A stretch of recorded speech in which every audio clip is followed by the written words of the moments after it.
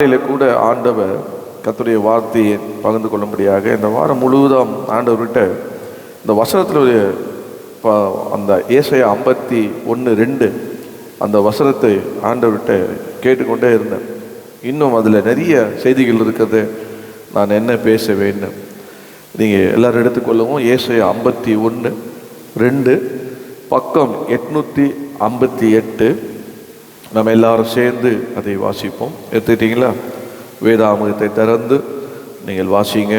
பெரிய ஆசீர்வாதம். எவ்வளோ நாள் கர்த்தர் நமக்கு வேதத்தை தருகிறாரோ கர்த்தருக்கு ஸ்தோத்திரம். பார்ப்போமா? உங்கள் தகப்பனாகிய ஆபிரகாமையும் உங்களை பெற்ற சாராளையும் நோக்கி பாருங்கள். அவன் ஒருவனாய் இருக்கையில் நான் அவனை அழைத்து அவனை ஆசீர்வதித்து அவனை பெருக பண்ணினேன். ஜெபிப்போம். அன்பும் கிருபை நிறைந்த எங்கள் பரலோகத்தின் பிதாவே, உம்முடைய குமாரனாக இயேசு கிறிஸ்து நாமத்தில் இந்த வசனத்தை உம்முடைய கருத்தில் ஒப்பு கொடுக்கிறேன். கர்த்தர் இதை ஆண்டவரே தொட்டு பிட்டு ஆசீர்வதித்து என்னோடு எங்களோடு பேசும். அடையனை மறைத்து நீர் வெளிப்படும். பேச நீங்கள் அல்ல, உங்களிலிருந்து பிதாவின் ஆவியானவர்னு சொன்னீர்.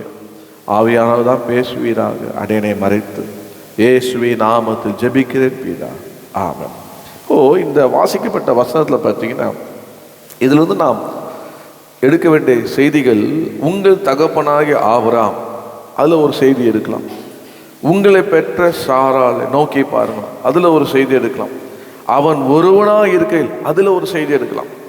நான் அவனை அழைத்து, அது ஒரு செய்தி எடுக்கலாம். அவனை ஆசீர்வதித்து அது ஒரு செய்தி எடுக்கலாம். அதே மாதிரி அவனை பெருக தானே செய்தி இதுக்குள்ளே இருக்கு. இந்த ஆண்டவர் இந்த மாதம் நமக்கு கொடுத்த அந்த வாக்கு தத்தம், இந்த வசனத்திலிருந்து நமக்கு என்ன கொடுத்தாருன்னா, உன் தகப்பனாகிய ஆபிரகாமை நோக்கி பாருங்க, அவனை அழைத்து அவனை ஆசீர்வதித்து அவனை பெருகப்பார். ஆபிரகாம் மேலே அவங்க பேரை போட்டுங்க என்று சொல்லி நான் சொன்னேன். கர்த்தர் நம்மை ஆண்டவரை ஆசீர்வதித்தார், நம்மளை ஆண்டவர் அழைத்திருக்கார், ஆசீர்வதித்தை பெருக பண்ணுவார். அதுக்கு எக்ஸாம்பிள் ஆபிரகாம் என்று சொல்லி அந்த வசனத்தை அவங்களுக்கு காண்பித்தேன். அதில் ஒரு 4 குறிப்பை நான் சொல்லேன், புரிவதற்காக நான் சொல்லுவேன். அதில் என்ன சொன்னேன் அப்படின்னா, 1ஆம் தேதி இனிஷியேஷன் ஆஃப் காலிங், அழைப்பின் துவக்கம். ஆபிரகாமை நோக்கி பாருங்க, அவருடைய அழைப்பின் துவக்கத்தை பாருங்கன்னு சொன்னேன். அதே போல் இனிஷியேஷன் ஆஃப் ஒபீடியன்ஸ், ஆபிரகாம் கிட்ட இருந்த கீழ்ப்படைத்த துவக்கத்தை பாருங்கள். இனிஷியேஷன் ஆஃப் டிவோஷன், பக்தியின் துவக்கத்தை பாருங்கள். Initiation of place of worship, தொழுது கொள்ளுகிற துவக்கத்தை பாருங்கள் என்று சொல்லி அந்த 4 விதமான காரியங்களை அவன் செய்தான். அதனால ஆண்டவர் அவனை ஆசீர்வதித்தார் என்று காண்பித்தேன். கடந்த வாரம் பார்ட் 2 நான் சொல்ல வார்த்தைகள் அதோடைய கண்டினியூஷன். அப்படியே 5ஆவதாக இனிஷியேஷன் ஆஃப் ஃபெய்த், விசுவாசத்தின் துவக்கம் ஆபிரகாமுக்குள்ளே இருந்தது என்று காண்பித்தேன். அதே போல் இனிஷியேஷன் ஆஃப் கவர்னன்ட், உடன்படிக்கையின் துவக்கம், ஆண்டவரோடு பண்ண உடன்படிக்கையின் துவக்கத்தை நம்ம அங்கே பார்த்தோம்னு சொன்னேன். அதே போல் இனிஷியேஷன் ஆஃப் இல்லைனா டெஸ்ட்டு, சோதனையின் துவக்கம் என்று நான் சொன்னேன். இதை யூடியூப்பில் போய் பாருங்கள். அவனுடைய எல்லா ஆசீர்வாதத்துக்கும் காரணம், அவனுடைய வாழ்க்கையில் ஈசாக்கை சோதனை பலிபீடத்தில் வைத்து ஆண்டவர் அவனை பலிபீடத்தை ஈசாக்கை விடுதலாக்கிற உடனே அவன் செய்த காரியம் என்னன்னா, ஆண்டவருக்கு நன்றி சொல்லி பலியிட்டான். அந்த இடத்துல ஆண்டவர் தொழுது கொண்டான். ஸோ ஆண்டவர் அப்படியாக அவனை ஆசீர்வதித்தான். அதனால தான் இன்றைக்கும் அவன் பேசப்படுகிறான் என்று சொல்லி நான் சொன்னேன். ஆனால் இன்றைக்கி அநேகருடைய வாழ்க்கையில் ஆண்டவர் தப்பி வைக்கிறார் எல்லாம். ஆனால் மறுபடியும் அந்த பிளேஸ் ஆஃப் வர்ஷிப் வருது இல்லை, அந்த இடத்துல பலியிறது வருது இல்லை, விட்டால் போதும் ஓடிடுறாங்க. அதனால் விடுறது ஆண்டவர் தான், அது தெரியல. விடுவிக்கிறது ஆண்டவர் என்று தெரியாத அநேகர் நாளில் வாழ்ந்து, ஏன்னா சத்தியம் தெரியல, வசனம் தெரியல. அதனால் மனிதர்களை பார்த்து இடறி போகிறாங்க. நம்ம கடைசி காலத்தில் இருக்கோம். எந்த மனிதனை பார்த்து இடறக்கூடாது, கர்த்தருடைய வசனத்தை பார்க்கணும். அதனால் கர்த்தர் உங்களை விடுதலை ஆக்கினார்னா அது மனுஷன் இல்லை, கர்த்தர் தான் விடுதலை ஆக்கினார். கர்த்தர் உங்களை ஆசீர்வதிக்கிறார்னா கர்த்தர் தான் ஆசீர்வதிக்கிறார். கர்த்தர் உங்களுக்கு செய்கிறார்னா அது கர்த்தர் தான் செய்கிறார், மனுஷன் கிடையாது. அது ஆண்டவர் எப்படியாவது யார் மூலியமாக ஏதாவது லிங்க் பண்ணுவார். ஆனால் கர்த்தர் தான் எல்லாமே. யார் தான்? கர்த்தர் தான், கர்த்தர் தான். அவர் நாமத்துக்கே மேவணும். அப்போது இந்த நாளிலே ஆண்டவர், நான் ஆபிரகாமை பற்றி சொல்கிறேன், 7 குறிப்பை சொன்னேன்.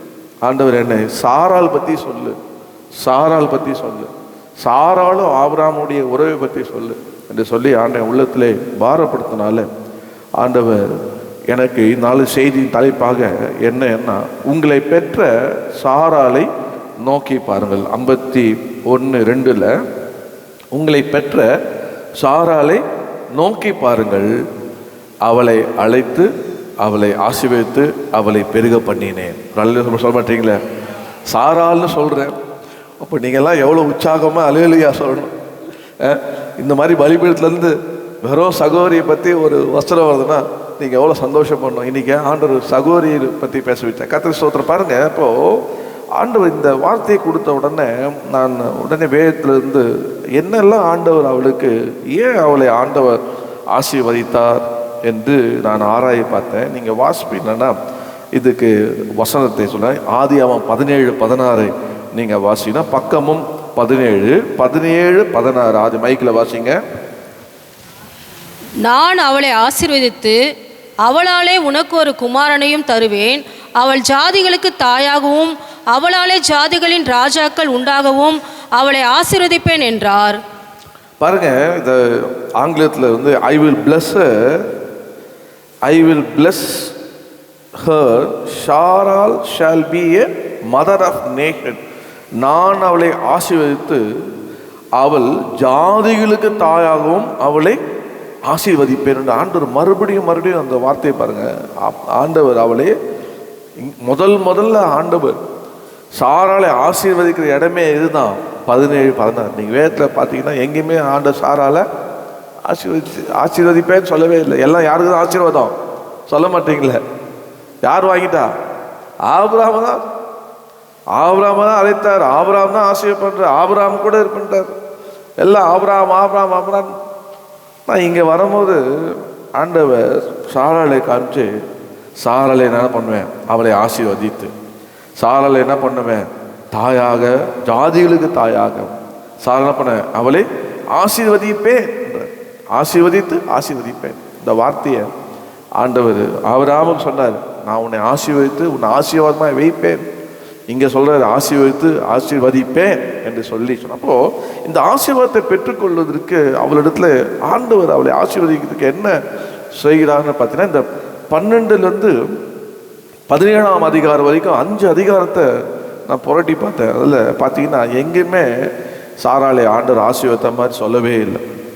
ஆனால் 17ஆம் அதிகாரத்தில் அவர் ஆசீர்வதிப்பார். ஏன் ஆசீர்வதிக்கிறார் அப்படின்னு நீங்கள் பார்த்தீங்கன்னா நான் காண்பிக்கிறேன் பாருங்க. முதலாவதாக அவர் சாராள் செய்த ஒரு காரியத்தை ஆதியாகமம் 12:5 பாருங்க. வேதத்தில் கொஞ்ச நேரம் வசனத்தில் நம்ம ரோல் பண்ணுவோம்.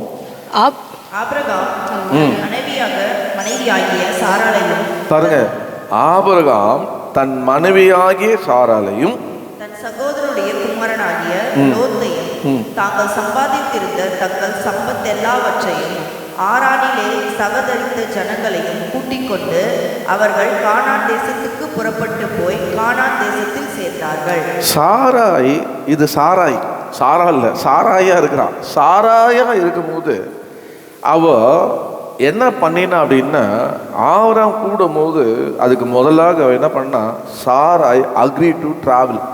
சொல்லுங்க, சாராய் உடன்பட்டு புறப்பட்டு போனார். கூப்பிடுறார், வா போலாம்.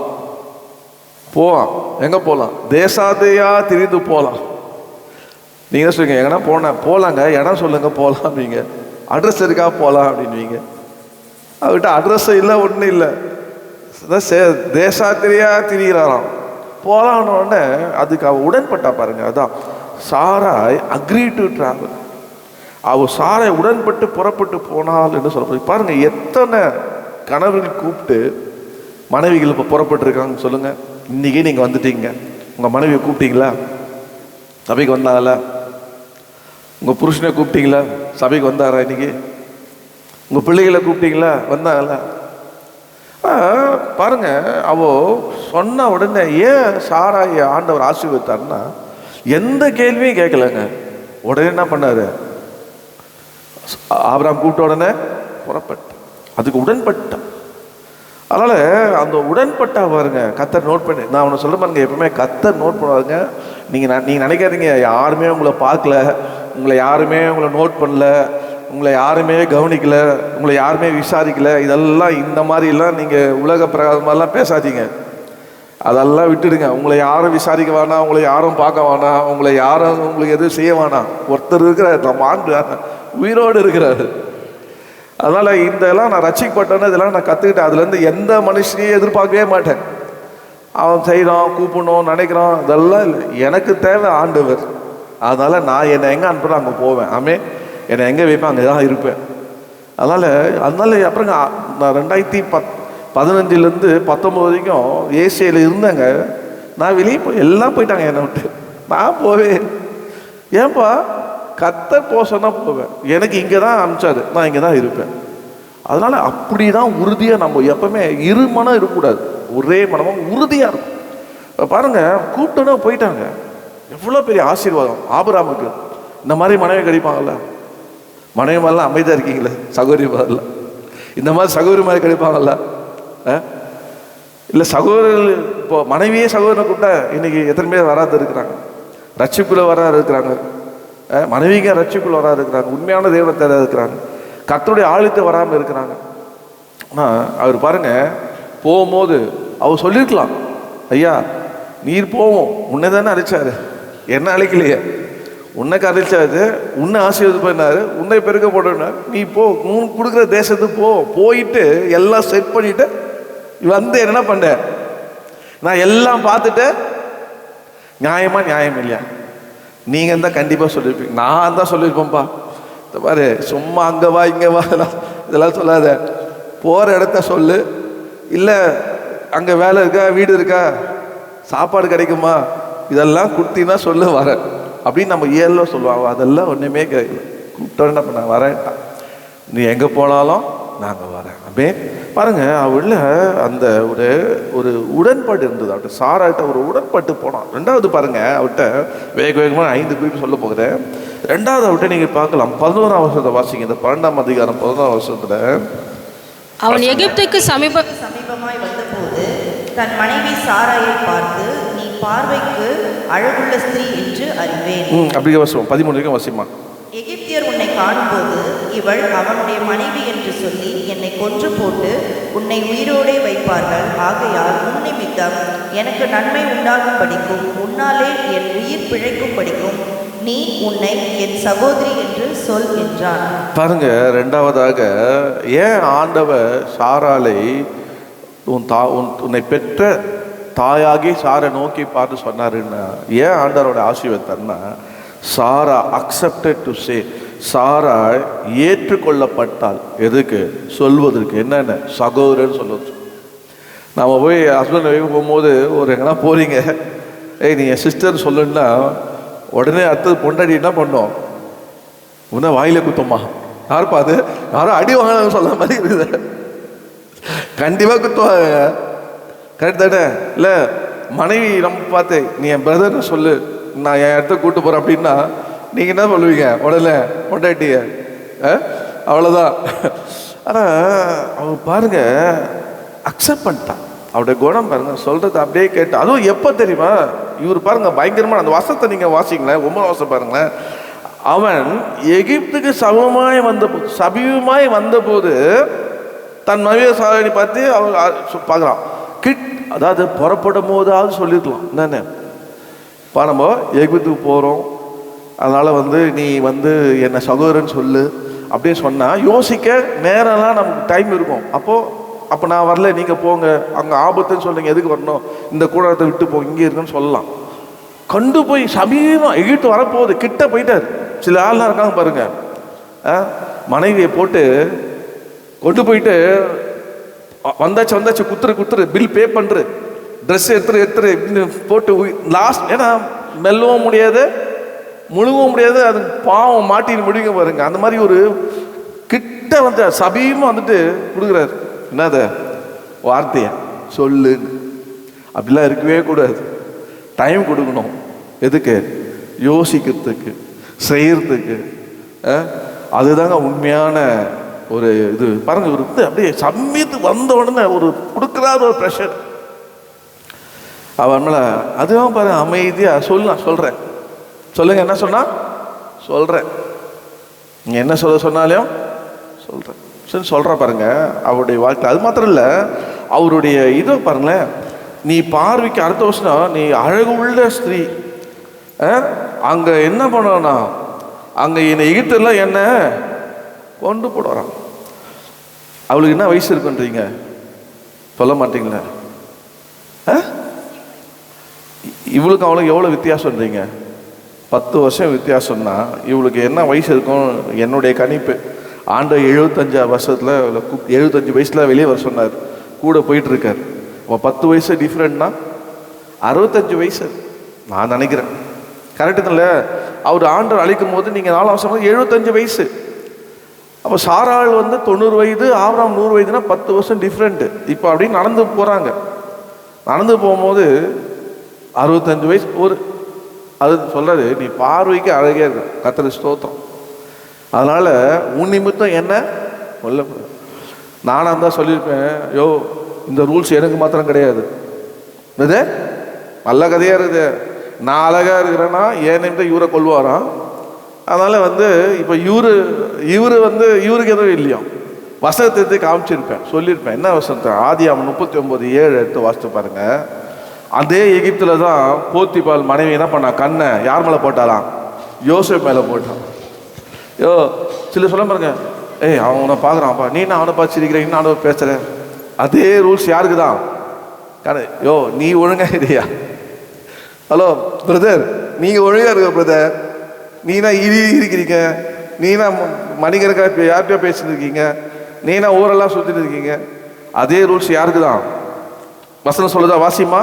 சில நாள் சென்ற பின் அவனுடைய எஜமானின் மனைவி யோசேப்பின் மேல் கண் போட்டு போதும் கண் போட்டான். இப்போ யார் மேலே கண் போடுவாங்க? ஆனாலும் போடுவாங்க, பெண்ணாலும் போடுவாங்க. எகிப்து என்ன இடம்? 1ஆம் வருஷம் எகிப்துன்னு பாவம் நிறைந்த இடம். இது உலகம் பாவம் நிறைந்த உலகம். அதனால எங்கே போனாலும் யாரும் பார்க்கலாம் இல்லை. நீனுமோ உங்கள் மனைவியை ப்ரொடெக்ட் பண்ணுற மாதிரி இவருனமோ ஹஸ்பண்டை ப்ரொடெக்ட் பண்ண நம்மளே ப்ரொடெக்ட் பண்ணோம். சொன்ன சாரா ஸ்டிச்சிருப்பா, யோ நல்ல கதையாக இருக்குது என்ன. அதுக்கும் பாருங்க, அது அமைதியிட்ட பாருங்க. அதுக்கப்புறம் இன்னொரு அவருடைய குணாசீல பாருங்க, அவருடைய வயது அவ்வளோ இருந்து கூட அவ எல்லாத்துக்கும் அமைதி ஆகிட்டு தன்னை அப்படியே ஒப்பு கொடுத்துட்டாங்க. அவள் சொல்கிறதுலாம் தலையாட்டிட்டான். சிலருக்குலாம் எதுதான் கல்யாணம் பண்ணுவாங்க. பரவாயில்ல பேசுங்க, நீங்கள் ஒன்றும் எதுதான் கல்யாணம் பண்ணணுமா? கல்யாணம் பண்ணுவாங்க. பொண்டாட்டி இந்த மாடு தலை ஆட்டுற மாதிரி ஆட்டணும். அது மாதிரி சொல்லுது. இன்னொரு மாடை சொல்லுவாங்கள்ல, அது சொல்கிற பேச்செல்லாம் தலையாட்டுமா? பூமம் அது சொல்கிற பேச்செல்லாம் தலையாட்டணுமா? அதுக்கு தான் கல்யாணம் பண்ணோம். சாராள் பாவம் தலையாட்டினா சரி, நீ சொல்கிறதுக்கெல்லாம் அவர் சொல்கிறது இவர் தலையாட்டுறதுக்கு வாய்ப்பே கிடையாது. ஏன்னா அப்பா சில சகோதரம் கர்த்தர் என்னோட தான் பேசுகிறா அப்படின்னா, கர்த்தரோட தான் பேசுகிறாரா? சரி இருக்கட்டும். எப்படிதான் எதுக்கு தான் பேசுறாரு பார்க்கலாம். விட்டா என்ன பண்ண, நம்ம விட்டு பிடிக்கணும். மனைவி மாதிரி சாராள் மாதிரி இருக்கணும். என்னது? போ போ போ, எவ்வளோ தூரம் போறியோ போ போ, எவ்வளோ தூரம் போ, கட்டில் எங்கதான் வரணும். ஈத்துல வருவார் ஆண்டவர். இங்க பாருங்க வசனத்தை பாருங்க, இவர் அனுப்பிச்சிட்டாரு. நீங்க வீட்டில் போய் வாசிங்க. இந்த 17, 19, 20 நீங்க வாசினா கர்த்தர் குறுக்கிட்டாருங்க.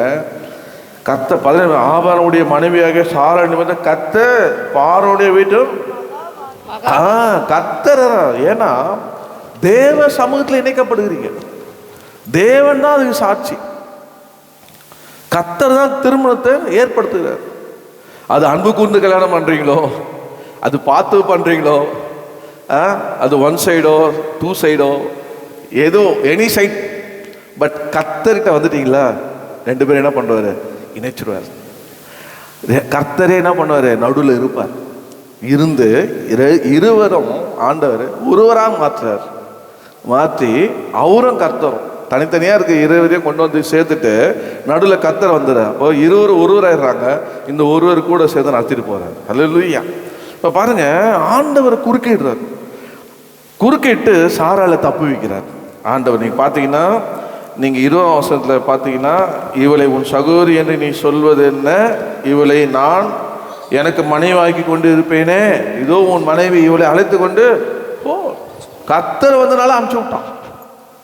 கர்த்தர் வரலன்னா அது பாவம். எவ்வளோ நாள் அது கஷ்டம் தானேங்க. மனைவி கணவரை விட்டு இருது எவ்வளோ கஷ்டம். கல்யாணம் ஆகலன்னா பரவாயில்ல, கல்யாணம் ஆகலப்பா சோத்திரம்ப்பா, கல்யாணம் ஆகுறதுக்காக சோத்திரம். சில நினைக்கிறாங்க, அப்பா எனக்கு கல்யாணம் ஆகலப்பா. இந்த பக்கம் நினைக்கிறாங்க, கல்யாணம் ஆனவங்க நினைக்கிறாங்க, மாறி மாறி தான் நினைக்க வேண்டியதுதான். கத்தரை சொல்ற பாருங்க. அப்போ கத்தரை வார்த்தைக்கு வருவோம்.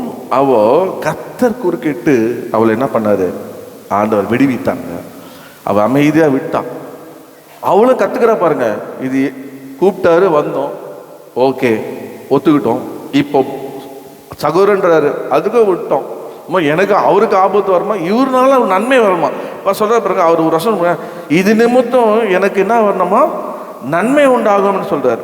சொல்றாரு 13, ஆகையால் உன் நிமித்தம் எனக்கு நன்மை உண்டாகும்படி உன்னாலே நான் உயிர் பேக்கும்படிக்கு நீ உன்னை என் சகோதரி என்று சொல்லு. எப்படி இருக்கும்? அம்மா, நான் உயிரோடு இருந்தானே, நீ போய் என்ன பண்ண, நல்லா உழைச்சி சம்பாதிச்சு கொடுத்து என்னை காப்பாற்றுமா. இன்னைக்கு நிறைய ஹஸ்பண்ட் என்ன சொல்றாங்க, மனைவியை பார்த்து, அம்மா என்னை காப்பாற்றுமா, கை விட்டாதம்மா, என்னை காப்பாற்றுமான்ற பரதாபமாக இருக்குது அவளை பார்த்தா. ஆனால் கர்த்தர் ஸ்தோத்திரம், இப்போ பாருங்க சிரிக்கிறான். இவரு கூப்பிட்டாரு, வீராப்பா வா போகலாம் அப்படின்னு கூப்பிட்டாரு. வந்தேன். இப்போ சொல்றாரு, நான் உயிரோடு இருக்கணும், முன்னால தயவுசெய்து எனக்கு நன்மை செய் கெஞ்சுறாரு. நன்மை செய் பார்த்து உள்ளே சாரா இதயத்தை சிரிப்பா, தெரியுங்களா உங்களுக்கு? இதயத்திலே சிரிச்சிருப்பான்னு நான் நினைக்கிறேன். கர்த்தர் ஸ்தோத்திரம். போங்க பாருங்க, அடுத்த ஒரு குறிப்பு போவோம். அவருடைய வாழ்க்கையில பார்த்தீங்கன்னா 16:2 பாருங்க. அவ என்ன பண்ணா, சாரா யாரும் செய்யாத செய்தாங்க. 16:2 வாசிங்க. சாராய் ஆபிரகாமை நோக்கி, நான் பிள்ளை பெறாதபடிக்கு கர்த்தர் என் கர்ப்பத்தை அடைத்திருக்கிறார், என் அடிமை பெண்ணோடு சேரும், ஒருவேளை அவளால் என் வீடு கட்டப்படும் என்றால் சாராயின் வார்த்தைக்கு ஆபிரகாம் செவி கொடுத்தான். பாருங்க, இங்க ஒரு வெளிப்பாடு. அவளுக்கு என்ன வெளிப்பாடுன்னா, நீங்க 11:30 வாசிச்சீங்கன்னா சாராய் மலேடி என்று எழுதப்பட்டிருக்கும். 11:30 மலேடி. ஆனால் அவள் பார்க்குறா, அவள் கடந்து வந்த பாதையெல்லாம் கடந்து பார்க்குறா. பார்க்கும்போது ஒன்று கண்டுபிடிச்சா, நம்மளை யார் தான் நம்ம கற்பத்தை அடைச்சிருக்குது? சொல்லுங்க, கற்பத்தை யார் தான் அடைச்சிருக்குது? கர்த்தர். சொல்கிறா பாருங்க, கர்த்தர் என் கற்பத்தை அடைத்து இருக்கிறார் என்று சொன்ன. அவள் எவ்வளோ ஒரு பொறுப்பாக இருக்கா பாருங்க. அவள் என்ன சொல்கிறா, என் வீடு என்ன பண்ணுமா? கட்டப்படும். என் வீடு கட்டப்படும். அதுதான் சகோதரிகளுக்குள்ள சொல்ல பாருங்க. ஏன் கல்யாணம் ஆயிடுச்சு, உனக்கு ஏதாவது பொறுப்பு இருக்கா? வீடு கட்டப்பட்டிருக்கா அப்படின்னு சொல்லி சிலர் சண்டை போடுவாங்க. இவளுக்குள்ள ஒன்று பாருங்க, என்ன இருந்தது? அவள் நல்ல குணஸ்தாலியா ஸ்திரீ, வீட்டை கட்டுகிறவ, நல்ல வீட்டை கட்டணும், நம்ம வீட்டை கட்டணும்ன்ற ஒரு அந்த இது பாருங்க. அது மாத்திரம் இல்லை, அவள் யாரும் செய்யக்கூடாத ஒன்று அவள் செய்தா பாருங்க. என்னென்ன அவள் இப்படி சொல்கிறா, அந்த 1ஆம் வசனத்தில், ஆகார் ஆபிரகாமுடைய மனைவியாக சாராக்கு பிள்ளை இல்லாது இருந்தது. எகிப்து தேச ஆகார் என்னும் பேர் கொண்ட ஒரு அடிமை பெண்ணை அவளுக்கு இருந்தாள். அவளை கல்யாணம் பண்ணுன்னு சொல்லும் போது ஆபிரகாம் என்ன பண்ண, வார்த்தைக்கு செவி கொடுத்தான். ஏன் இவருக்கு ஒரு வெளிப்பாடு. என்ன வெளிப்பாடு? கர்த்தர் அடைச்சிங்க வெளிப்பாடு. ஆனால் ஐயாவுக்கு அது முன்னாடி வசனம் பார்த்தீங்கன்னா, நீங்கள் 21 பார்த்தீங்கன்னா 15-21 கடைசி வசனம், இந்த தேசத்தை உன் சந்ததிக்கு கொடுத்தேன் என்று ஆண்டவர் வெளிப்பாடு கொடுக்குறாரு. யாருக்கு? சொல்ல மாட்டீங்களா? இப்போ இவர் என்ன பண்ணிடணும்? அம்மா பயப்படாத, கர்த்தர் தேசத்தை கொடுப்பேன்னு சொல்லி கொடுத்தேன்னு சொல்லிட்டாருமா. யாருக்கு? சந்ததிக்கு கொடுத்தேன்னு சொல்லிட்டாருமா. சொல்லிட்டாரு, நிறைவேறதுக்கு என்ன பண்ணலாம்? காத்திருக்கலாம் அப்படின்னு சொல்லியிருந்தாருன்னா, ஒரு 12 கோத்திரம் துஷ்ட கோத்திரம், நமக்கு எதிர்வாக கோத்திரம் உருவாயிருக்கே ஆயிருக்காரு. அவர் அப்படியே என்ன பண்ணாரு? அவர் வந்த வெளிப்பாடை, வார்த்தையை, கத்தர் என் கூட இருக்கா, கத்தர் சொன்னார் இல்லையா, கத்தர் என்னை ஆசைப்பாரு, எல்லாம் கேட்டு இதுக்கும் ஒத்துக்கிட்டார். ஆனால் சாரா என்ன பண்ணா? Sarah allowed Hagar to marry. Sarai அனுமதித்தாள் என்ன ஆகாரை திரும்ப செய்ய. அவ பாருங்க, அவருடைய வாழ்க்கையில் இதே பிரச்சனையை நீங்கள் வாசித்தீங்கன்னா ஆதியாகமம் 25ஆம் அதிகாரம் நீங்கள் 20ஆம் வசனம் பாருங்களேன். அங்கே சொல்லுவோம் பார்த்தீங்கன்னா, நம்ம எதை விதைக்கிறோமோ அது போல இங்கே ஒரு சம்பவம் வந்தது பாருங்க, வாசிங்க. ஈசாக்கு ரெபெக்காளை விவாகம் பண்ணுகிற போது 40 வயதாய் இருந்தான். இவன் பதான் அராம் என்னும் சீரிய தேசத்தான் ஆகிய பெத்துவேலுக்கு குமாரத்தையும் சீரிய தேசத்தாளாகிய லாபானுக்கு சகோதரிமானவள். மலடியாய் இருந்த தன் மனைவிக்காக ஈசாக்கு கர்த்தரை நோக்கி வேண்டுதல் செய்தான். கர்த்தர் அவன் வேண்டுதலை கேட்டருளினார். அவன் மனைவி ரெபெக்காள் கர்ப்பம் தரித்தாள். இப்போ இதே சோதனை யாருக்கு வருது சொல்ல மாட்டீங்களா? இந்த ஈசாக்கு வருது. அப்போ ஆண்டவர் ரெபெக்கா இன்பம் சாராயே கர்த்தர் ஆசீர்வதித்து ஈசாக்கோட 37 வருஷம் வாழ்கிற பாக்கியத்தை யார் கிடைச்சது? சாராய் கிடைச்சது. அப்போ சொல்லியிருப்பா, உங்கள் அப்பா பாரு கர்த்தர் வெளிப்படுத்தினாரு, எனக்கு மறைச்சிட்டாரு.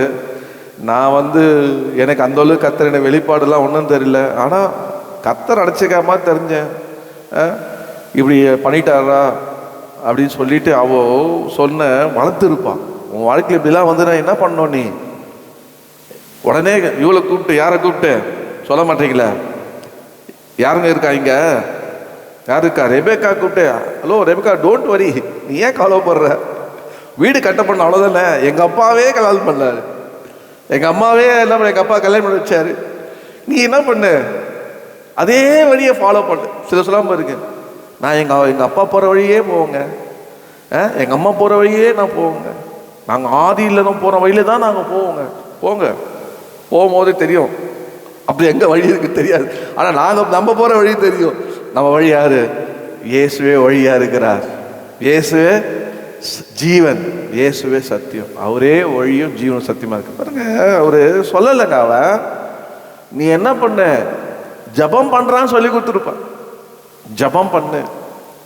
அவன் பாரு 40 வயசுல கல்யாணம் ஆயிட்டு, ஆனால் குழந்தை பிறகுதுன்னா 60 வயசுல அர்த்தத்துக்கு பேஜ் திருப்பினா, அவன் பிறக்கும் போது குழந்தை 60 வயதுங்க அவனுக்கு. நீங்க 26 பார்த்தா 60 வயசு. எவ்வளோ வருஷம் காத்திருந்தான்? 20 வருஷம் காத்திருந்தாங்க. தப்பு செய்யல, கர்த்தர் தருவாரு. ஏன்னா சொல்லியிருப்பா, இந்த தேச தரவுன்னு சொல்லியிருக்காரு, கர்த்தர் சந்ததியை தரவுன்னு சொல்லியிருக்காருப்பா அப்படின்னு சொல்லி வளர்த்துருப்பாங்க. அந்த வார்த்தை, அந்த வெளிப்பாடை அப்படியே அவன் என்ன பண்ணான்? சாராய் சொன்னதை அவன் கடைப்பிடிச்சான். அதனால அன்று அவளுக்கு அந்த வெளிப்பாடு இல்லை. ஏன்னா அவர் மறைச்சிட்டார். யார் மறைச்சிட்டா? ஆபிரகாம். இனி நிறைய பேர் மறைச்சு செய்யறாங்க பாருங்க. ஒரு நாள் பல நாள் திருட, ஒரு நாள் மாட்டிப்பான். அதனால எப்பவுமே எந்த மறைவும் இருக்கக்கூடாது, ஆல்வேஸ் ஓப்பன். பாருங்க, அவன் ஈசாக்கு அப்படியே தன்னுடைய ஆண்டவருக்கு ஒப்பு கொடுத்து ஜெபித்தான். கர்த்தர் அவளை ஆசீர்வதித்தார். ஆமென். ஆண்டவர் அவனை வளர்த்த விதத்தை இப்போ தான் ஆச்சரியம். ஆண்டவர் அவளை ஆசீர்வதித்து அவனை என்ன பண்ணான்? குழந்தை பிறக்க பண்ண வச்சார். அது ஆண்டவருடைய பெரிய கிருபை. கர்த்தருக்கு ஸ்தோத்திரம். நீங்கள் அந்த இன்னொரு வசனம் இருக்கு பாருங்க, அதை காமிச்சிட்டு அடுத்த குறிப்பு போகிற வேகமாக. நீங்கள் 16:5 பார்த்தீங்கன்னா, ஆதிய 14 அவோ இப்படி பண்ணி கூட அவ என்ன பண்ணா தெரியும்? அற்பமா என்ன பண்ணாங்க? அற்பமா ஒரு வாழ்க்கை கொடுத்த ஒரு சாராயுடைய வாழ்க்கையில பார்த்தீங்கன்னா, ஆகார் பண்ண கற்பம் தரித்த உடனே உடனே அவளை ரொம்ப அற்பமா, நீ கேள்வி இனிமேல் உனக்கு குழந்தை பிறக்காது, நான் தான் எல்லாம் சாவி கொத்த எங்கன்னா வரும்போது பாரு, உள்ள வந்தோடனே சாவி கொத்த என்ன. ஆமாங்க, அவ பார்த்தா என் வீடு கட்டப்படணும்னு சொல்லி ஒரு வாழ்க்கை கொடுத்தா இருக்கக்கூடாது. நம்ம எப்பவுமே தாழ்மையா. நல்ல எக்ஸாம்பிள் யாருன்னா நெகோமிய ரூத்துன்னு தான். மாமிய தன் சொந்த தாயாக நினைச்சு, அவளும் தன் சொந்த மகளான். இன்னைக்கு பார்த்தீங்கன்னா அமெரிக்காவில் நான் சொல்லியிருக்கேன், எனக்கு ஒரு கால் வந்தபோது பேசிட்டு இருந்தேன். இப்போ ஒரே மாமியார் டார்ச்சர் பண்ணுறாங்க. மாமியார் கேட்டால் மருமகள் பண்ணுற டார்ச்சர் தாங்க முடியலப்பா. என்னடா இது, இவங்களே கேட்டால் இவங்கன்றா. சரி, மீட்டிங்கு முன்னாடி என் மேனேஜர் உட்காந்துருந்தான், பேர் மெல்லிசா. அவர்கிட்ட சொன்னேன், என்ன ரொம்ப நேரமே பேசிட்டு இருந்தேன், அதுவும் ஒரு 2 பேசிட்டேன். சொன்னேன், இல்லை மாமியார் மருமகள் பிரச்சனை. அவள் சிரிச்சா. என்ன சிரிக்கிறேன்னு கேட்டேன். அது யூனிவர்சல் ப்ராப்ளமா அப்படின்னா? அது உலக பிரச்சனையா? இங்கேயும் இருக்காள, இங்கேயும் இருக்குன்றா. இது அமெரிக்காலே இருக்கா, அங்கேயும் மாமியார் மாமனார் பிரச்சனை இருக்கா. நான் சொன்னேன், உண்மையான எங்கள் வேதத்தில் இயேசு கிறிஸ்து தான் குடும்பத்தில் தான் பிரச்சனையே இல்லைன்னு. என்னங்க ஆமைனே காணும்? அப்போ நிறைய வச்சுக்கிறீங்கன்னு நினைக்கிறேன். தயவு செய்து பேசி சரிப்படுத்திருங்க. வேதத்தின்படி அம்மாவும் என்னது பொண்ணுமா இருக்கணும், அப்புறம் பொண்ணும் மகளும் அப்பாவும், அம்மாவும் பொண்ணும் மாற்றி மாற்றி சொல்லிக்கங்க. அப்பாவும் பொண்ணு அப்படி அதுபோல் சில சொல்ல பாருங்க, ஊரார் வீட்டு பிள்ளைய தூங்கலாம் ஒரு அழில சொல்லல. ஊரார் வீட்டு பிள்ளைய ஊட்டி வளர்த்தா அது என்ன, வந்தவளை ஊட்டி வளர்த்தா தாம்பரை தாள வளரணும். ஸோ அவங்களுக்கு அவ்வளோ அற்பமாக என்ன. நீங்கள் இன்னொரு வருஷத்துல காட்டுறேன் பாருங்க, 4ஆம் வருஷத்தில் அவள் அர்ப்பணம்னா, அதே போல் 6ஆம் வருஷத்துலையும் அவள் அர்ப்பணமாக என்னதுனால அவள் 5ஆம் வருஷத்தில் என் அற்பமாக எண்ணுகிறா என்று சொல்லி கர்த்தர் எனக்கு அவனுக்கு நடுவில் நியாயம் தீர்ப்பாராங்க. கர்த்தர் இழுத்தா பாருங்க. என்ன பண்ண, எது செய்தாலும் நீங்கள் செய்ய வேண்டியது உங்களை சேஃப்கார்ட் பண்ணது என்ன தான் பண்ணோம். நான் சொல்லித்தர ரகசியம், கர்த்தர் இழுத்துருங்க பாரு, கர்த்தர்கிட்ட சொல்லிடுங்க. கர்த்தர் இருக்கார், கர்த்தர் பார்க்குறார், கர்த்தர் தான் முன்ன நின்னார் அப்படின்னு சொல்லிடுங்க. ஆட்டோமேட்டிக்காக என்ன ஆகிடும், சரண்டர் ஆகிடுவாங்க. அது சொல்கிறாரு, அவங்க கையில் இருக்கா, என்ன வேணால் செய்யணும். கடினமாய் பண்ணாங்க, கடினமாய் பண்ணான், ஓடியே போயிட்டான். ஓடும் போது ஆண்டவர் வந்து குறுக்கிடுறாரு. அங்கே பார்த்தீங்கன்னா அவர் பேர் விட்டே கூப்பிட்றாரு பாருங்க. என்ன சொல்லி கூப்பிட்றாருன்னா, ஆண்டவர் 8ஆம் வருஷத்துல சாராயின் அடிமை பெண்ணாகிய ஆகாரே. இப்போ பாருங்க, ஆகாரேன்னு கூப்பிட்டுக்கலாமா வேணாவா? கூப்பிட்டாவா? ஏன் ஆண்டவர் சப்போர்ட் பண்ணி இவருக்கே இப்போ பாப்பா என்னடா இவர் ஆண்டவர் வந்து சாராயுடைய அடிமை பெண்ணு அவளை இழுக்கிறாரு, இப்போ கர்த்தர் அங்கீகரிக்கிறாரா, சப்போர்ட் பண்ணுறாரா? ஒருவேளை ஆண்டவருக்கு அவளுக்கு பிரியலாம் என்ன சொல்லியிருப்பாரு, ஆகாரேன்னு கூப்பிட்டுருப்பாரு. இவர் என்ன எரியிற நெருப்ப இன்னும் எண்ணெய் ஊற்றுற மாதிரி இப்போதான் விட்டு ஓடி வர்றேன், வந்தால் இங்கேயும் யாரை ஞாபகப்படுத்துங்க, மாமியாரை ஞாபகப்படுத்துறீங்க, இல்லை நாச்சார ஞாபகப்படுத்துறீங்களே, இல்லை சக்காலத்தை ஞாபகப்படுத்துறேன், யாருப்பா அது? ஆனால் சொல்கிறாரு, நீ போய் என்ன பண்ண, அவள் கையில் அடங்கிடு. 9 வருஷம் அவள் கையில் நீ உன் நாச்சா திரும்பி போய் கையில் அடங்கிடு. வந்து காலில் ஊந்துருப்பான்னு நினைக்கிறேன், கையில் இருந்தால் காலிலே ஊந்துருப்பான்னு நினைக்கிறேன். கர்த்தர் ஸ்தோத்திரம். அப்போது அதெல்லாம் சகிச்சாங்க, சகிச்சேன். ஏன்னா என் வீடு கட்ட பண்ணணும், என் வீடு கட்ட, அவளுக்கு மாத்திரம் தெரிஞ்சிருக்குன்னு வச்சுங்க, விட்டுருப்பாளா?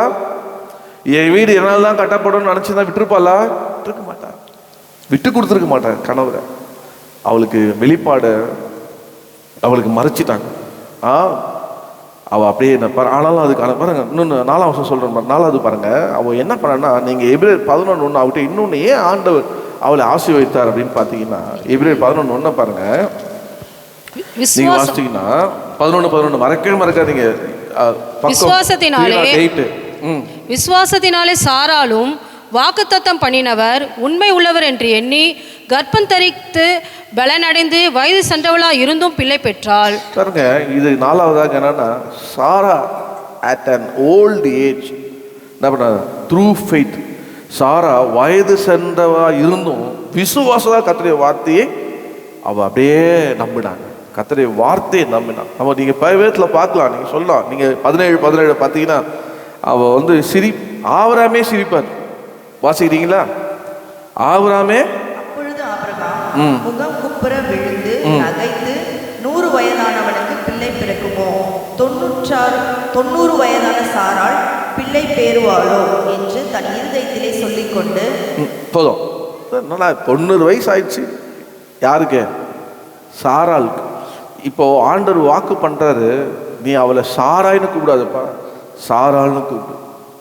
உடனே அவனா பண்ணிட்டான், சாராள். ஆண்டவர் சாராள் 90 வயசு ஆச்சு, தான் நடக்குமா, எனக்கு 100 வயசு ஆச்சு நடக்குமா அப்படின்னு சொல்லி அவன் சொன்னது மாத்திரம் இல்லை, அவன் வந்து அடுத்தது இங்கே பார்த்தீங்கன்னா சாராவுடைய நிலைமையை பாருங்க. நீங்கள் வேதத்தை என்னோடு கூட திரும்பினா 18:9 நீங்கள் பார்த்தீங்கன்னா வாசிங்க. 21 கர்த்தர் போஸ்ட் பண்ணுவார் திருப்பியும். நீங்கள் 19 பார்த்தா, அப்போ தேவன் மனைவியாக சாராள் நிச்சயமாய் உனக்கு ஒரு குமாரனை பெறுவார், அவளுக்கு ஈசாக்கு என்று பெயரிடுவாங்க என்று ஆண்டவர் அவனுக்கு அவன் பின்வர சந்திக்க உடன்படிக்கை பண்ணுவேன் என்று சொல்ல. 21 பார்த்தீங்கன்னா வருகிற வருஷத்தில், அதுவும் வருகிற வருஷத்துல, இந்த 90 வயசு ஸ்டார்ட் ஆயிடுச்சு இல்லை, இந்த 90 வயசு முடியக்குள்ள 10 மாதத்துல அவள் குழந்தை பிறப்பு. வர வருஷத்தில் அவள் என்னதான் இருக்கும், குழந்தை இருக்கும் பாருங்க. வருகிற வருஷத்தில் குறித்த காலத்திலே சாராளுக்கு பெறப்போகிற ஈசாக்கோடு நான் என் உடன்படிக்கை ஏற்படுத்துவேன் அப்படின்னு சொல்லிட்டார். சொன்ன உடனே பேரை மாத்திட்டார். இப்போ ஐயா வீட்டில் இருக்கிறார்.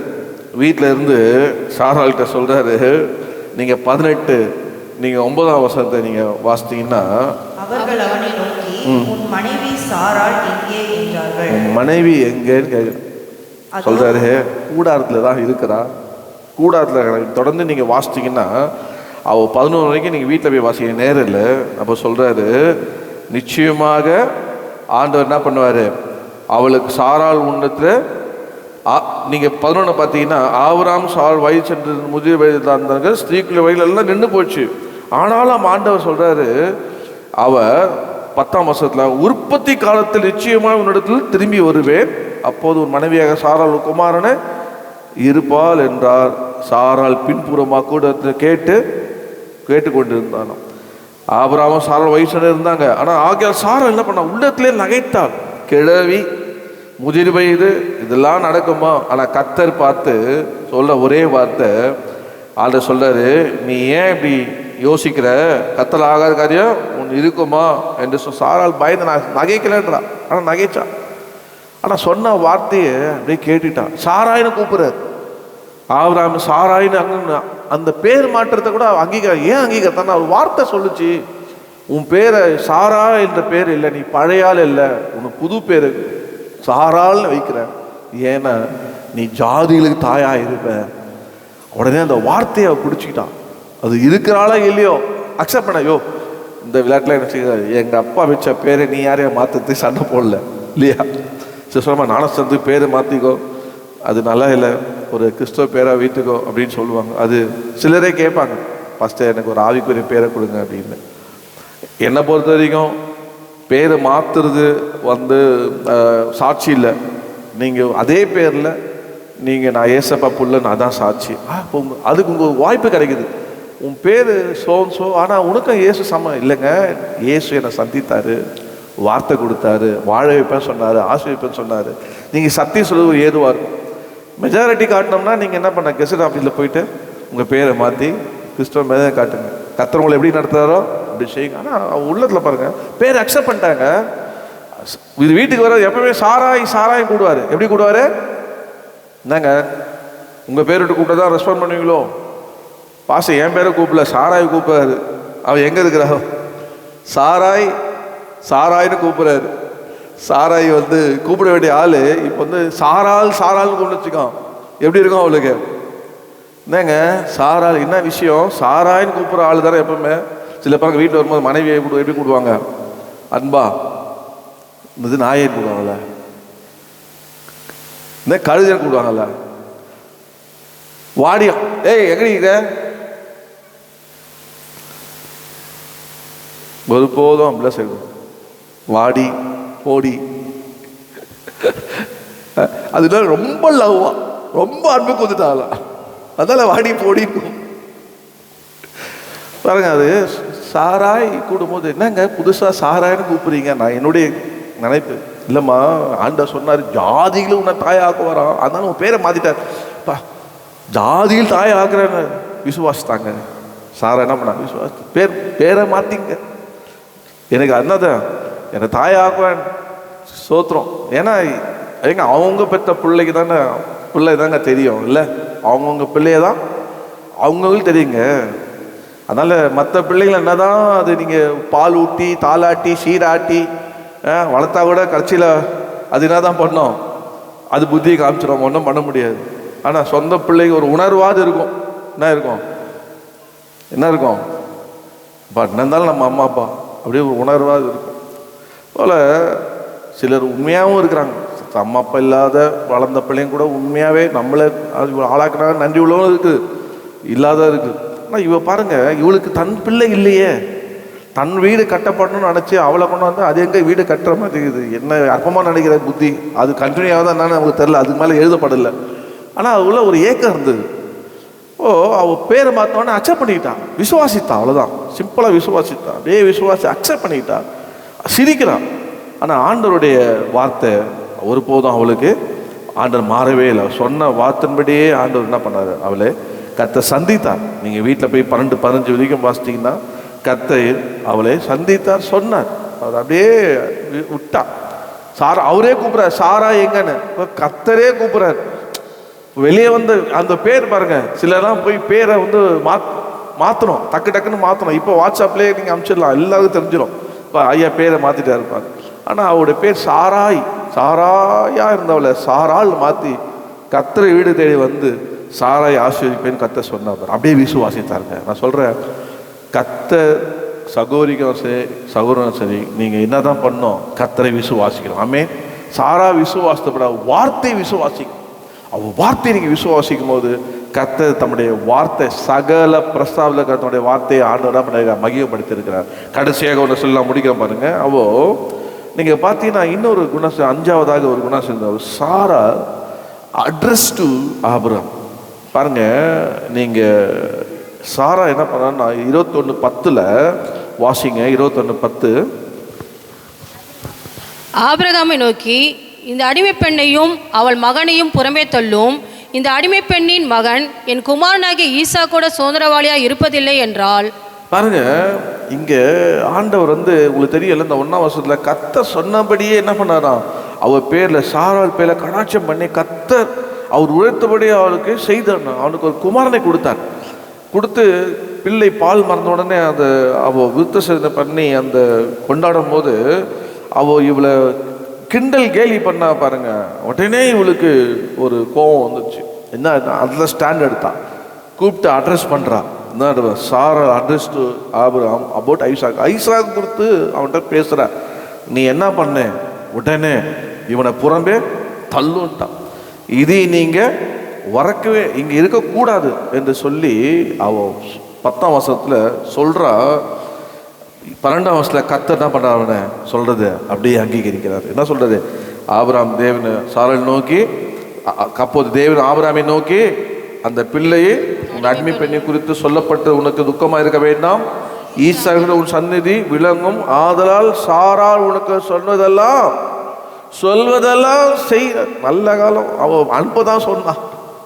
நமக்கு ஒரு கொரோனா ஆயிடுச்சு, வேற எதுவும் பண்ண சொல்லலை, பண்ண அவள் சொல்றதெல்லாம் செய்யினார். அப்போ அவள் அட்ரஸ் பண்ணா பாருங்க, இதான் என் மகன், இதில் தான் ஆண்டவர் ஜாதிகள் உருவாகும், சந்ததி உருவாகும், இவன் தான் சுதந்திரவாளி, இவன் எனக்கு தெரியாம வெளிப்பாடு இல்லாமல் அறியாமல் நான் இதை கொண்டு வந்துட்டேன், ஆனால் பரவாயில்ல அனுப்பு, அது எப்படியா போட, ஆனால் என் பிள்ளை எனக்கு கொடுத்த என்னுடைய ரைட்ஸு எல்லாம் இவன் தான், கர்த்தர் எனக்கு கொடுத்த என்னுடைய சந்ததி இவன் தான் என்று சொல்லி அவன் அந்த அட்ரஸ் பண்ணா பாருங்க.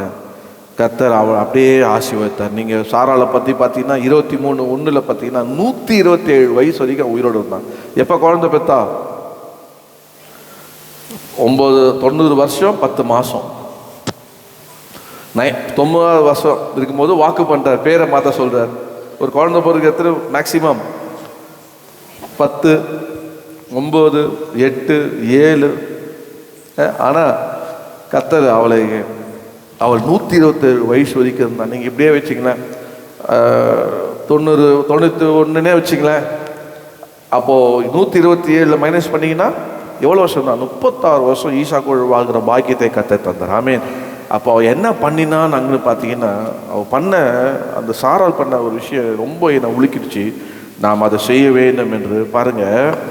அவளை நீங்கள் வாசித்தீங்கன்னா 24ஆம் அதிகாரத்தில் கடைசி வசனத்தை பார்த்தீங்கன்னா என்ன பண்ணான்னா, சாரா ஈசாக்கு ரெபெக்காலை தன் தாயின் சாராளுடைய கூடாரத்துக்கு அழைத்து கொண்டு போய் அங்கே அவளை கல்யாணம் பண்ணான்.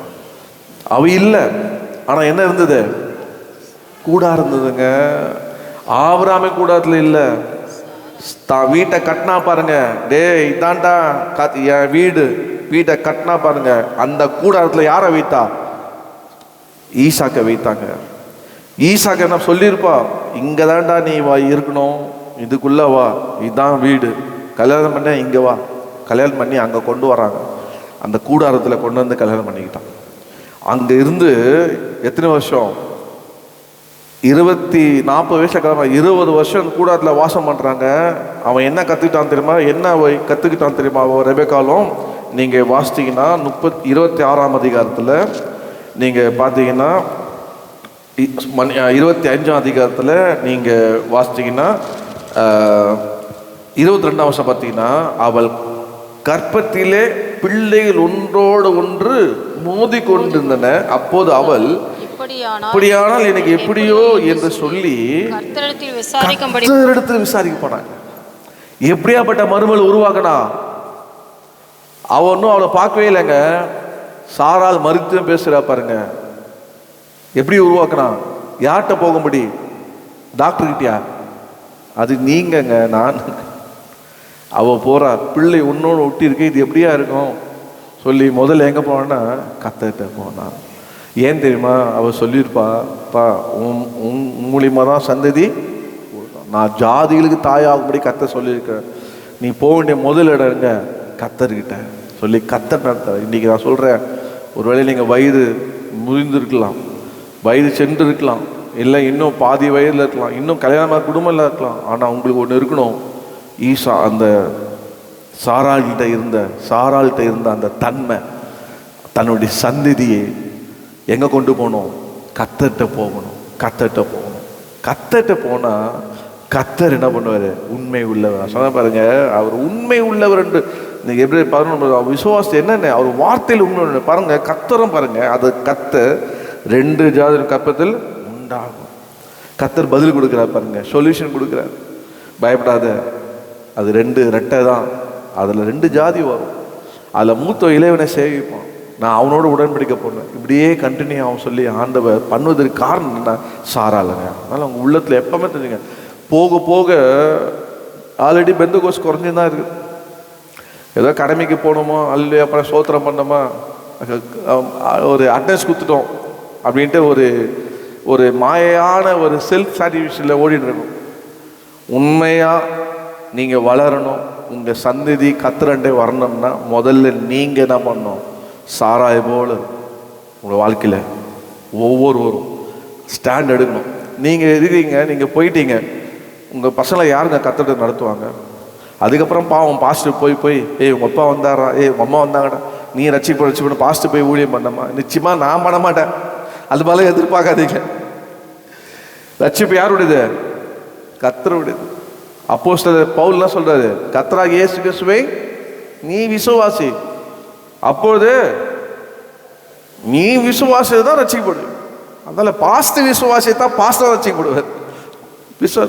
அதனால அந்த விசுவாச குடும்பம் ரட்சிக்கப்படுவதற்கு, உன் பிள்ளை ரட்சிக்கப்படுவதற்கு, உன் பிள்ளை கத்தராண்டே போவதற்கு, உன் மருமகள் கத்தராண்டே போவதற்கு, உன் மாப்பிள்ளை கத்தராண்டே வருவதற்கு, உன் மனைவி கத்தராண்டே வருவதற்கு, உன் புருஷன் கத்தராண்டே வருவதற்கு யார் காரணம்னா நீங்கள் தான் காரணம். ஏன்னா ஆண்டவர் சாராளை ஜாதிகளுக்கு, அதாவது உன் ஆண்டவர் ஆவையார் ஜாதிகளுக்கு தகப்பனாக, உன் தாயாகிய அந்த வசனத்தை வாசிப்போம். 51 வாசி முடிப்போம்மா? வழக்கம் போல நான் 10 முடிச்சுட்டு பாருங்க. உங்களை பெற்ற சாராளையும் நோக்கி பாருங்கள். அவளை ஆண்டவர் அடைத்தார், அவளை ஆசீர்வதித்தால், அவரை பெருக பண்ணினார். அவள் போன பாதைகளை பார்த்தீங்கன்னா 5 விதமான பாதைகள். என்னென்ன பாதைகள்னா, அவள் என்ன பண்ணார்? சாராய் உடன்பட்டு புறப்பட்டு போனார். ஒரு ஆர்கியூமெண்ட்டும் கிடையாது. ஆர்கியூமெண்ட் சண்டைக்கெல்லாம் வாய்ப்பே கிடையாது. வானா வந்தால் போனா சுத்துனா அப்படியே அக்ரி பண்ணா பாரு. 2வது ஏற்றுக்கொண்டா, அக்செப்ட் பண்ணிக்கிட்டான். ஓகே சொல்கிறேன், நீ என்ன சொல்கிறியோ அதை செய்கிற, என்ன சொல்லிட்டா. 3வதாக அவருக்கு வெளிப்பாடு இருந்தது, கர்த்தரை தனக்கு அடைச்சாருன்னு. ஆனால் தன் சந்ததியுடைய வெளிப்பாடை மாத்திரம் வச்சிருக்காரு, அது இவளுக்கு மறிக்கப்பட்டது. ஆனாலும் தன்னுடைய புருஷனை கல்யாணம் பண்ண விட்டு கொடுத்தா. ஆண்டவர் விடலை. ஆண்டவர் யாவர அற்பமாக பார்த்தாரா, அவகிட்ட போய் அடங்கி இரு அனுப்புனார் பாருங்க. தான் ஆண்டவர். ஆமே, உங்களை அற்பமாக பார்க்குறாங்கள, கவலையே படாதீங்க, உங்ககிட்ட தான் வரணும், உங்கள்கிட்ட தான் அனுப்புவார், எழுதி வச்சுங்க. அதனால் கர்த்தர் கூட இருப்பார் பாருங்க. 4வதாக அவருடைய வாழ்க்கையில் அவள் என்ன பண்ணானா, வயது சென்ற காலத்தில் கர்த்தரை விசுவாசித்தான். அவள் விசுவாசித்தான், உண்மை உள்ளவர், வார்த்தையில் உண்மை உள்ளவர், விசுவாசித்தான், பேர் அக்செப்ட் பண்ணிக்கிட்டான். கர்த்தருடைய மகளாக அவளை ஏற்றுக்கொண்டான்.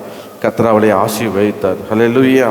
கடைசியாக அவள் ஆபிரகாமுக்கு அவள் கொடுக்குற இன்ஸ்ட்ரக்ஷன் பொதுவாக யார் கொடுக்கணும்? ஐயா சொல்லணும், அம்மா நமக்குன்னு பிள்ளை வந்துச்சு, இவன் தான் சுதந்திரவாளி. ஏற்கனவே ஆண்டு இருந்த மனுஷன் புத்தி தெளிய பண்ணார். இஸ்மாபேல அவன் சுதந்திரவாளி அல்ல, உன் கற்பத்தில் பிறகு சொல்லியிருக்கிறாரு. அப்போ இவர் என்ன பண்ணணும்? அம்மா எல்லாம் முடிஞ்சிச்சு, பால் முடிஞ்சு, உடனே வாமா 2 பேர் போட்டு மீட்டிங் போட்டு டிஸ்கஸ் பண்ணி, அம்மா எப்படி வெளியே அனுப்பலாம் சொல்லுமா, ஒரு அனுப்பிச்சிடலாம், என்ன பண்ணலாம் சொல்லு. இவர் கேட்கணும். இவர் அப்படியே விட்டார். ஆனால் அவன் எடுத்தா ஸ்டாண்டு. ஓ, இது அடிமை, இது பாவம், தெருத்து வெளியே, இதுக்கு பங்கு இல்லை, தெருத்து வெளியே. யார் தான்? இவன் தான் சுதந்திரவாளி. இவன் கூட நம்ம சந்ததி எப்படி போகணும்? தேவன் என்ன போகிற சந்ததியாக இருக்கணும். ஆமே, தேவனை தேடுற சந்ததியாக இருக்கணும், ஜெபிக்கிற சந்ததியாக இருக்கணும். இதுலேருந்து நம்ம சந்ததி நட்சத்திரத்தை போல், இதுலேருந்து மணலை போல், இதுலேருந்து ஒரு உருவாக்கப்படுவதற்காக தான் நம்ம கர்த்தர் வைத்திருக்கிறார். இந்த சந்ததி தேவனுடைய சந்ததியாக இருக்கணும் அப்படி சொல்லி அதில் ஸ்டாண்ட் பண்ணி மற்றெல்லாம் விளக்குனா பாருங்க, எடுத்தா பாருங்க. அதான் ஹல்லேலூயா. கர்த்தர் அவளை ஆசீர்வதித்தார். ஆமே, கர்த்தர் அவளை பெருக பண்ணினார். இன்றும் கர்த்தர் அவளை பேர் அந்த ஸ்டாண்ட் எடுக்கணும். எப்பவுமே நீங்கள் எப்பவுமே தேவன்கிட்ட விலகிற காரியம் வேண்டாம். தேவனண்ட போகிற காரியம், விசுவாசத்தில் போகிற காரியம், பரிசுத்தத்தில் போகிற காரியம், வார்த்தையில் போகிற காரியம், கர்த்தரோடு போகிற கர்த்தர், அந்த காரியம் தான் நம்ம உள்ளத்தில் எரிஞ்சுக்கிட்டே இருக்கணும். அதில் இருப்பீங்க. ஆனால் எழுதிங்க, கர்த்தர் உங்களை பரலோகத்துக்கு நிச்சயமாக கொண்டு போவார். ஆமே, அவருடைய வருகை தாமதிக்குமானால் கர்த்தரை கொண்டு போ. ஜெபம் பண்ணுவோமா? எத்தனை பேரோட இன்னைக்கு கர்த்தர் பேசுகிறேன், நான் கர்த்தர் கொடுத்த நான் இதை பேசணுமா ஆண்டவரே, நல்லா ஒரு சுவிசேஷம் சொல்கிறேன்னு அப்படின்னு பல இதெல்லாம், நீ இதை மாத்திரம் சொல்லு. நீ யார் தான்? ஒரு கழுதை. நீ நில்லு, வார்த்தையை தருவேன், பேசுவேன். கர்த்தருடைய வார்த்தையை உங்களுக்கு கொடுத்துட்டேன். நீங்கள் என்ன ஜெபம் பண்ணணும்?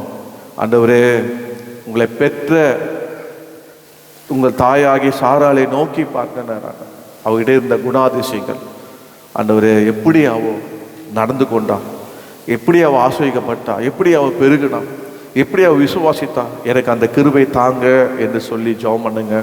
கர்த்தர் நிச்சயமாக வழி நடத்துவார். அதனால கர்த்தர் தான் உங்களை வழி நடத்துகிறவர், கர்த்தர் தான் உங்கள் சந்ததியோடு இருக்கிறவர், கர்த்தர் தான் உங்களை பூர்ணப்படுத்துகிறவர். கர்த்தர் அவளை ஆசீர்வதித்தார். ஹல்லேலூயா.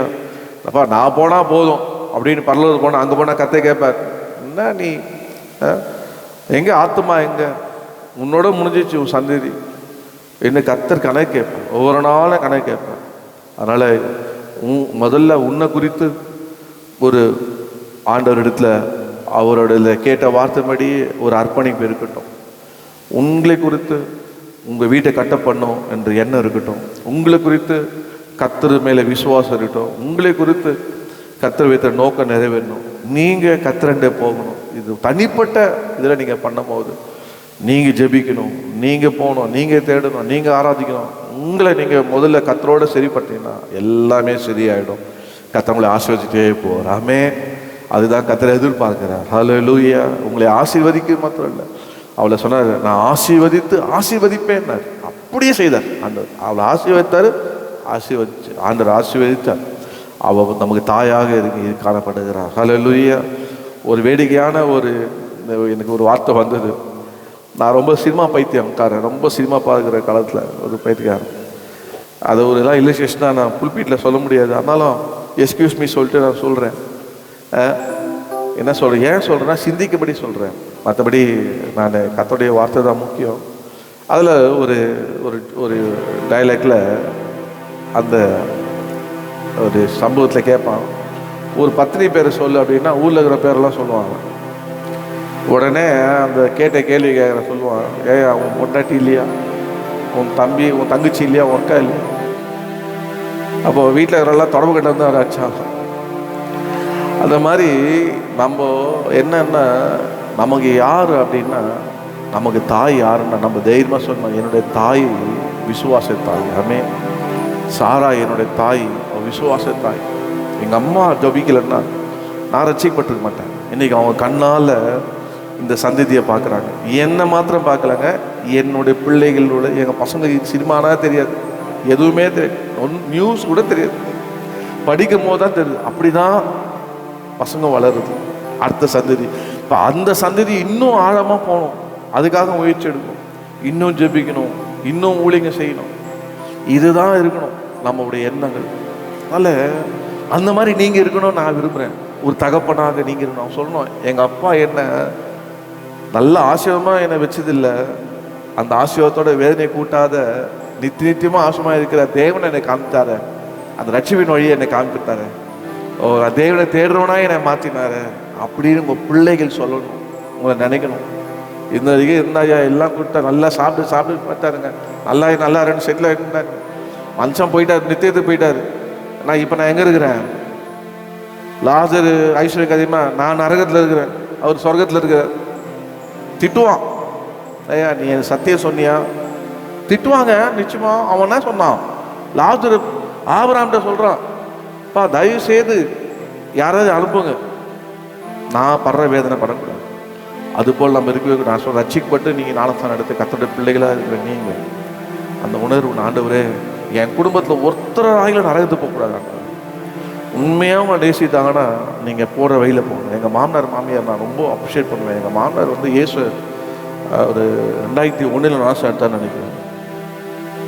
2000 ஞானஸ்தானம் எடுத்துட்டாரு. அந்த ஏன்னா கல்யாணம் குழந்தை பிறந்த உடனே நான் சொல்லிட்டேன். அதுக்கப்புறம் அவர் எங்கள் மாமி அவருடைய காலங்கள் 2015 அவர் எல்லோரும் கேட்டாங்க, உனக்கு வயசாச்சு என்ன பண்ண போகிற அப்படின்னு கேட்டால் அவர் சொல்லிட்டாரு, நப்பா நான் ஏசு ஏற்றேன், இயேசு முறைமை தான் என்னை அடக்கம் பண்ணோம் அப்படின்ட்டார். போல்டா அவர் ஐயர். அப்போது மாமி பார்த்தாங்க, தொடர்ந்து சர்ச்சுக்கு வருவாங்க. அவர் ஞானஸ்தானம் எடுத்த பிறகு இவங்க என்ன, ஆனால் சர்ச்சுக்கு வருவாங்க. ஏன்? உண்மையாக கடவுளை நேசித்தாங்க. உண்மையாக கடவுளை நேசிக்கிற எங்கே வருவாங்க, கணவன் போகிற வழியில் போவாங்க. இப்போ இருக்கிற கணவருக்கு அவர் போகிற வழியில் நிச்சயம் இல்லை, அதனால தான் அவர் வரமாட்டேங்குது. வீட்டில் சாட்சி இல்லை. நீ போய் இன்னத்தை கண்ட, இன்னத்தை கிழிச்ச, போ நீ வந்துட்டியா சொல்கிறாங்களா இல்லையா? ஏன் வரலமா, ஏன் வரமாட்டாங்க மனைவிமாரு, ஏன் வரமாட்டாங்க கணவன் மாறினா, நீ உனக்கு தெரியும் உன் பண்ணுற கூத்தலாம் அப்படின்னு நினச்சின்னு வரமாட்டான். ஆனால் உண்மையாக கர்த்தரை தேடுற ஒரு மனுஷன் மனைவி வந்துடுவாங்க. நேசிக்கப்பா என் வீட்டுக்கார் கர்த்தரை எப்படி நேசிக்கிறார், என்ன ஜெபிக்கிறார், என்ன பாடுறார், அந்த என் மனைவி அந்த அந்த அந்த அன்பு ஆண்டவர் எப்படி நேசிக்கிறாங்க, என்னத்தான் வரைப்ப போகிறோம், அந்த ஒரு இது வரும் பாருங்க. அப்போது எங்கள் மாமி சொன்னாங்க, ஆண்டி அவர் போகிற வழி தாங்க நான் போகிறேன், இந்த கேள்வி கேட்காதீங்க. ஞானஸ்தானத்தில் போய் ஆவடியில் ஏசிய தாமஸ் ஞானஸ்தானம் எடுத்தாங்க 2015. அவங்க ஞானஸ்தானம் எடுத்து 2 வாரத்தில் எங்கள் அங்கிள் இறந்துருந்துச்சு இல்லை. அதே மாதம் அவர் 2017 அதான் 15 தானே 2017 போனாங்க. அதே மாதிரி பக்தியாக அதே இருந்தாங்க. அவங்களும் வேத 5 முறை வாசித்து அவங்க மறித்தாங்க. அவங்களுக்கு கிறிஸ்துவ முதல்ல பேர் என்னது, கிருஷ்ணமூர்த்தி ஐயர். அப்புறம் பேர்லாம் மாற்றலைங்க, சாட்சியாக அப்படியே தான். அதுக்கு ஜெயலட்சுமி ஐயர். ஆண்டவரை ஏற்றுக்கொண்டு ஐயர் மாதிரி தான் அவர் அடக்கம் பண்ணாங்க.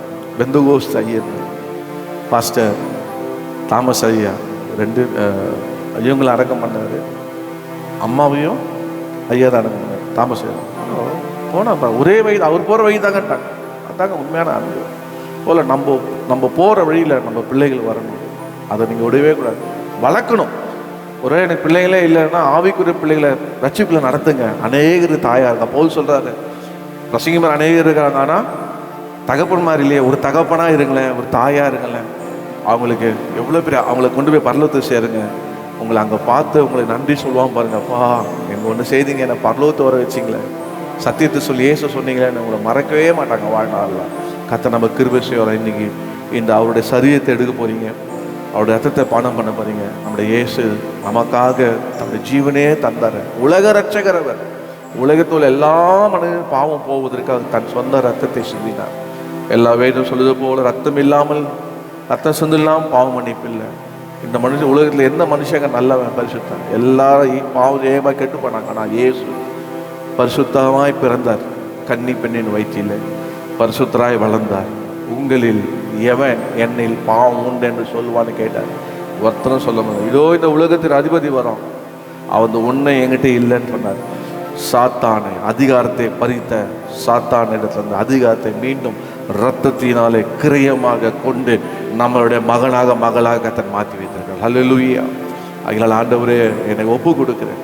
ஏதோ ஒரு வாழ்க்கை, கிறிஸ்துவ வாழ்க்கை இல்லை, அர்த்தமுள்ள வாழ்க்கையா, நடைமுறை வாழ்க்கையா ஆண்டவரே வாழ்க்கை காணப்பட என்னை ஒப்பு கொடுக்குறேன் என்று ஒப்பு கொடுத்து, உண்மையாக உங்களுடைய ஆசீர்வாதம் மண்டே போகிறேன், என்னை வழியை நடத்துங்கப்பா, வேற எதுவுமே எனக்கு வேண்டாம், ஒப்பு கொடுங்க. கர்த்தர் உங்களை நடத்துவாராக. ஹல்லேலூயா. ஸ்தோத்திரம், ஸ்தோத்திரம் ஆண்டவரே. ஓ உமக்கு ஸ்தோத்திரம் அப்பா.